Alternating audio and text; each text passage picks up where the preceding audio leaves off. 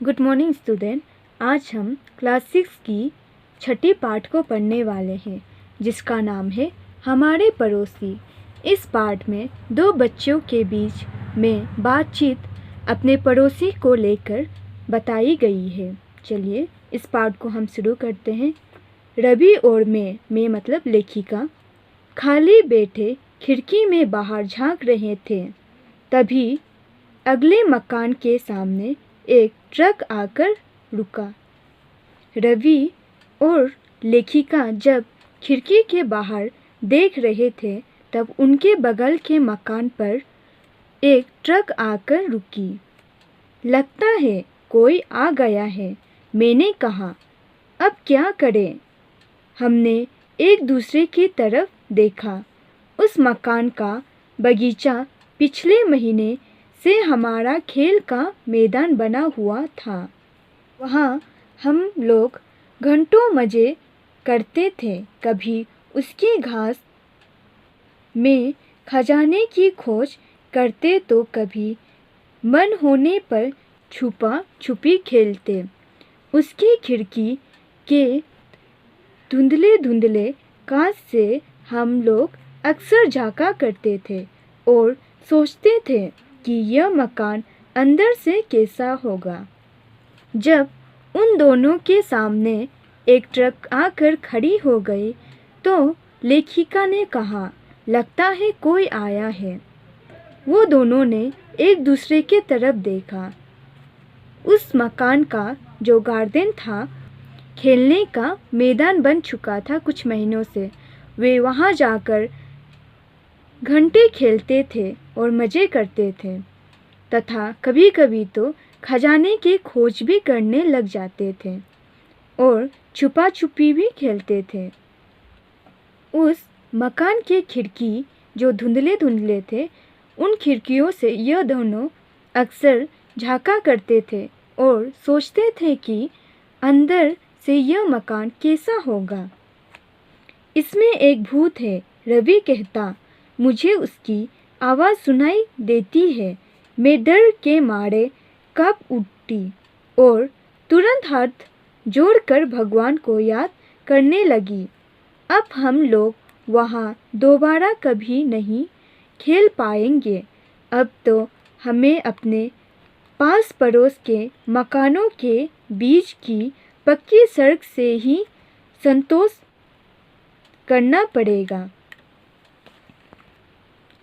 सुबह से बारिश हो रही थी और हम लोग घर में ही छुपे हुए थे।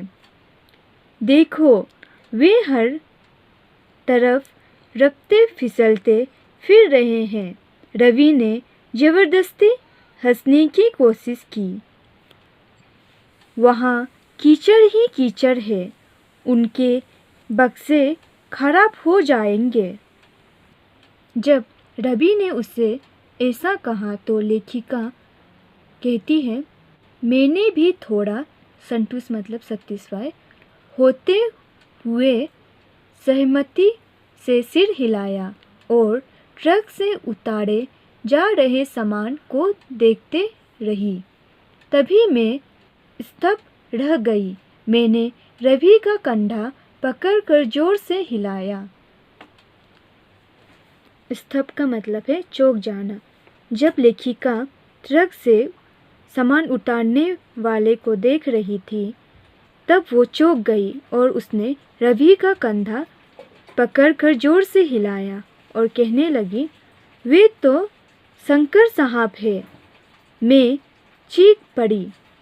उस मेरा जुड़वा भाई रवि अविश्वासपूर्वक मतलब बिना विश्वास के साथ देखता रहा। लंबे पतले और चश्माधारी मतलब चश्मा पहनने वाला सज्जन व्यक्ति सामान रखने वाले को निर्देश दे रहा था। निर्देश मतलब ऑर्डर दे रहा था। हाँ वही है, रवि ने धीरे से कहा। हे भगवान! हम लोग जरूरत मतलब पत्थर की तरह खड़े अपने गणित मतलब मैथ्स के अध्यापक को देख रहे थे जो हमारे स्कूल के आतंक थे। उनके मुंह से निकला एक भी शब्द या उनकी कड़ी निगाहें हमें छिपने के लिए मजबूर कर देती थी। तो बच्चे जब उस आदमी को देखा तो उन्हें पता लगा कि वो उसके स्कूल के गणित के अध्यापक थे, जिन्हें वे आतंक के समान मानते थे। उनके मुंह से निकला शब्द और उनकी निगाहें उन्हें छिपने के लिए मजबूर कर देते थे। वे ठीक बगल के ही घर में है। मैंने दोहराया, बचाओ, अब हम क्या करें? हमने अपने मम्मी पापा को बताया। उन लोगों को तो हमसे बिल्कुल ही सहानुभूति नहीं हुई। जब वो दोनों ने अपने मम्मी पापा को बताया कि उनके गणित के टीचर पड़ोस में रह रहे हैं, तो उनके माता पिता को उन पर थोड़ी सी भी दया नहीं आई। दिक्कत क्या है पापा? गरज पड़े, कुछ भी हो, पड़ोसी तुम्हारे पसंद से तो नहीं आएंगे। जब तुम लोगों को ज़रूरत पड़े तो उनके मदद भी ले सकते हो। हमारी माँ खुशी होकर बोली। गणित में तुम लोगों को हमेशा दिक्कत आती रही है, अब तुम्हारी समस्या हल हो गई। रवि और मैंने एक दूसरे की ओर देखा और आहें भरकर रह गए। स्थिति की विकटता के बारे में इन लोगों को समझाने का कोई फायदा नहीं था। इन लोगों से ज़्यादा ध्यान तो हमारे दोस्तों ने दिया। तब उसके पापा गुस्सा होकर बोले, तुम दोनों को इस बात में दिक्कत क्या है? पड़ोसी थोड़ी ना तुम्हारे पसंद से आएंगे। और वे दोनों तो खुश थे, क्योंकि इन दोनों को गणित में दिक्कत आती है। अभी जब उन्हें गणित की दिक्कत आएगी तो वो उनके पास जाकर मदद ले सकेंगे। पर उन दोनों ने सोचा, इन्हें बताकर तो कोई फ़ायदा नहीं है। पर इन लोगों का ज़्यादा ध्यान तो उसके दोस्तों ने दिया। तब उनके दोस्त कहते हैं, कितना बड़ा संकट है, माधुरी चिल्लाई थी। फंस गए तुम लोग तो। तुम्हारा बस स्टॉप भी एक ही होगा। हमारे दुख में शामिल होता हुआ प्रदीप बोला, जब भी तुम कोई गड़बड़ करोगे तो तुम्हारे घर वाले से शिकायत। यह बात तो अभी तक हमारे दिमाग में आई ही नहीं थी। लगभग पूरे दिन हम असमंजस कंफ्यूज की स्थिति में रहे। हमने गणित की कक्षा में मन लगाने का बहुत प्रयास किया, लेकिन शंकर साहब का चेहरा सामने आते ही बीजगणित अलजेब्रा की सारी चर अक्षर राशियाँ दिमाग से निकल भागती। जब हम उनके साथ ही बस से उतरते थे तभी से यही हाल था। उन्होंने हमें हल्के से आश्चर्य के साथ देखा था। आश्चर्य चौंक कर, क्या तुम लोग यही रहते हो? उन्होंने डपट कर पूछा। जी सर, हम आपके बगल के मकान में ही रहते हैं। सर, मैंने हिम्मत करके धीरे से कहा।